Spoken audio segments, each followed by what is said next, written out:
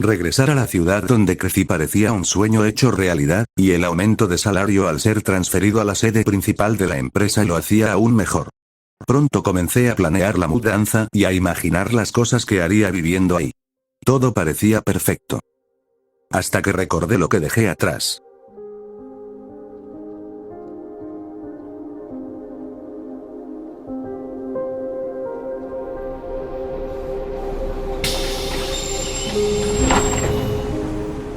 El autobús llegó a la última parada, abriendo estrepitosamente las puertas a los pasajeros apilados como sardinas.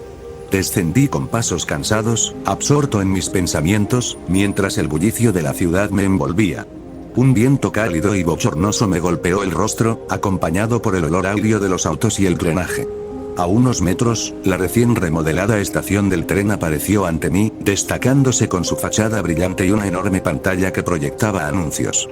Dior, Apple, Coca-Cola y otras marcas desfilaban en luces vibrantes, compitiendo por llamar mi atención. La modernidad del lugar parecía gritar que todo había cambiado, pero en mi interior, el pasado comenzaba a murmurar. Decenas de personas entraban y salían apresuradas, como piezas bien ajustadas en el caos de la ciudad. Pero yo me detuve. Algo en estas calles conocidas me arrancó una ráfaga de nostalgia. Miré hacia el cielo, teñido de un anaranjado intenso, con nubes que se desdibujaban como pinceladas de un recuerdo olvidado. Nadie más parecía notarlo, y por un instante, me sentí completamente solo. Los recuerdos llegaron como un torrente, llenándome de una tristeza inesperada. 15 años habían pasado desde la última vez que estuve aquí, y aunque las imágenes emergieron en mi mente, una figura siempre resaltaba entre ellas: Amanda. Sus hoyuelos, que se marcaban con cada sonrisa, y su voz dulce bajo la lluvia volvieron a mí con una claridad que dolía. Ese amor puro, tan distante ahora, parecía pertenecer a otra vida.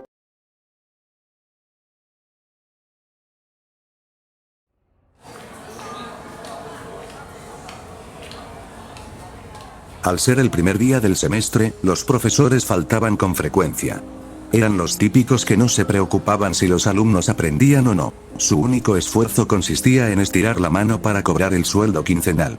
Increíblemente, la escuela estaba repleta de este tipo de profesores, lo que nos dejaba con horas muertas durante el día.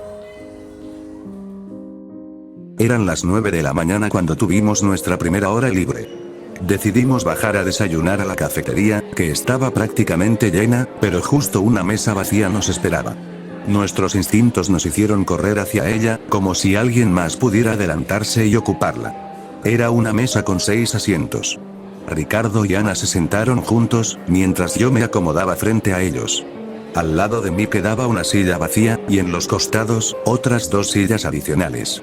Ellos comenzaron a hablar, pero yo no podía evitar distraerme observando el bullicio del lugar. Grupos de amigos se reunían, haciendo un ruido considerable.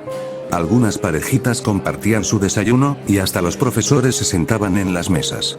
En los parlantes, sonaba Starting Over de John Lennon. ¿Tú qué opinas? Me interrumpió Ricardo. Giré hacia ellos, ambos me miraban esperando una respuesta. Perdón, me perdí. ¿De qué hablaban? Ricardo puso los ojos en blanco, fingiendo molestia. En resumen, estábamos hablando de la maestra de geometría analítica. ¿Qué opinas de ella? ¿De ella? ¿O de su clase? Ambos sonrieron con ironía. Es bastante blanda, en mi opinión. Casi todos los que enseñan matemáticas son algo groseros, lo cual hace que la materia sea pesada. Pero de alguna forma, creo que así aprendemos mejor, ¿no creen? En ese momento, una voz nos sacó de la conversación. Hola, ¿nos podemos sentar con ustedes? Los 3 giramos. Era una chica castaña acompañada de una rubia. Sus rostros me resultaban vagamente familiares. Mis ojos se cruzaron con los de la chica que había hablado, y enseguida aparté la mirada, sintiendo un poco de vergüenza. Ana, con amabilidad, respondió. Sí, claro. Ambas sonrieron, y la chica castaña se sentó en el costado de la mesa, mientras la rubia se acomodaba a mi lado. Dejaron sus mochilas bajo la mesa, cargadas de cuadernos y libros. Fue entonces cuando recordé a la rubia. Estaba en nuestro salón, pero no lograba recordar su nombre. Estás en nuestro salón, ¿verdad? Como si hubiera leído mi mente, Ricardo le preguntó. Sí, desde el primer semestre. Respondió con una voz suave y amable. ¿Y tú? Le preguntó a la otra chica. Yo también estoy en su salón, pero recién me integré. Estuve un año entero en el turno de la tarde. Ah, con razón. Disculpen, ¿cómo se llaman? Decir que tengo mala memoria es poco, ya olvidé sus nombres. Ah, sí. Yo soy Lucía, llámenme como gusten. Ella es Amanda. Miré a Amanda, y por un momento, nuestros ojos se encontraron. Una sonrisa radiante apareció en su rostro, una expresión maravillosa. Tras las clases, el día parecía tan insignificante como cualquier otro. Nada parecía destacar, excepto por un hecho. Conocía a Amanda. Era imposible no admitirlo, algo dentro de mí se había encendido. Me había enamorado. Y más allá de eso, mi grupo de 3 amigos se había vuelto de 5, un pequeño cambio, pero uno que comenzaba a sentirse grande. Mientras caminaba por la estación, me dirigí al vagón del tren. Afortunadamente, había un par de asientos vacíos junto a la ventana. El pitido del tren anunciando su partida resonó en la estación, y arrancó casi al instante. Recargué la cabeza sobre el cristal y dejé que el paisaje de atardecer se desplegara ante mis ojos. A medida que las vías se deslizaban, mi mente comenzó a evocar esos momentos del día, los cuales se repetían en mi cabeza. De nuevo, estaba ella. La sonrisa de Amanda. Me perdí en sus ojos, y me atrapó su expresión curiosa, esa forma en la que inclinaba la cabeza al preguntarme cualquier cosa. Es tan linda, tan tierna, me repetía en mi interior.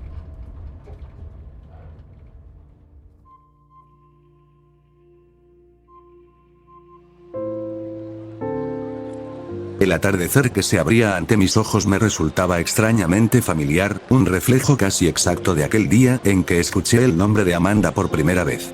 Sin embargo, algo era distinto. Donde antes hubo emoción y calidez, ahora solo sentía una tristeza que parecía no tener fin. Una tristeza que me envolvía y me obligaba a hundirme en esos recuerdos, como si mi mente estuviera condenada a revivirlos una y otra vez. Un leve apretón en mi muñeca me sacó de ese abismo.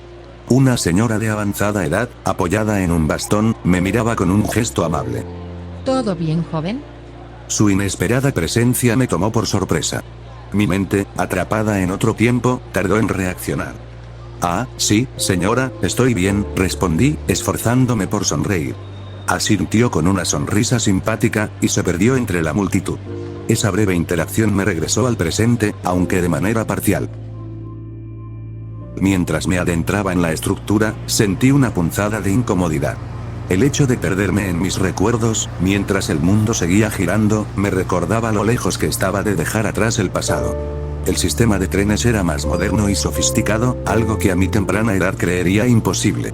Pagué el monto del boleto con mi reloj, y automáticamente los torniquetes de acceso se abrieron al detectar mi presencia, gracias al aparato en mi muñeca.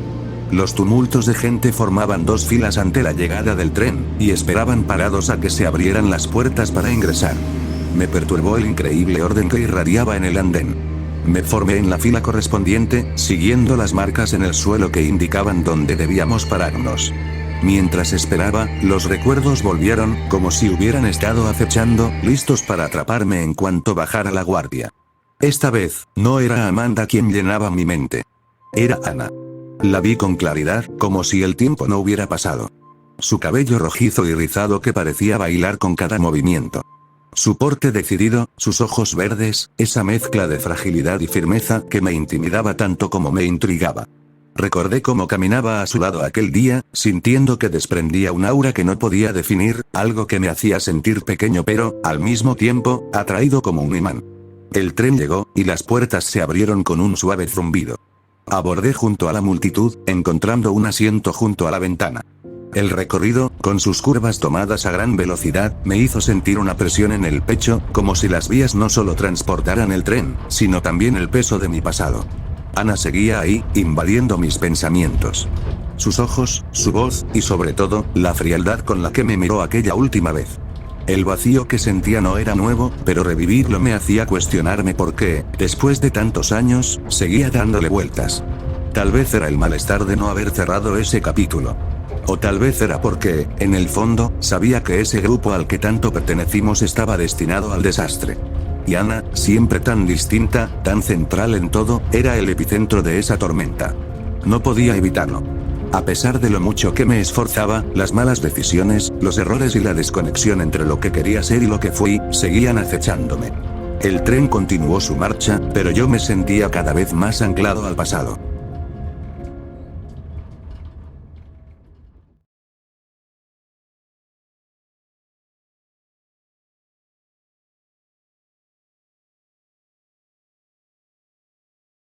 Hoy es 29 de julio del 2034.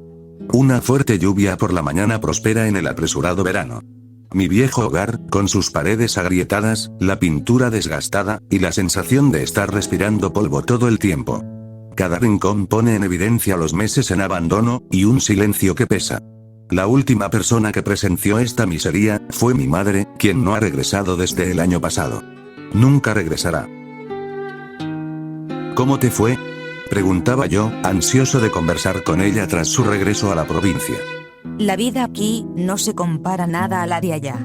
Esa ciudad ya no es la misma de antes. Escupía con fastidio.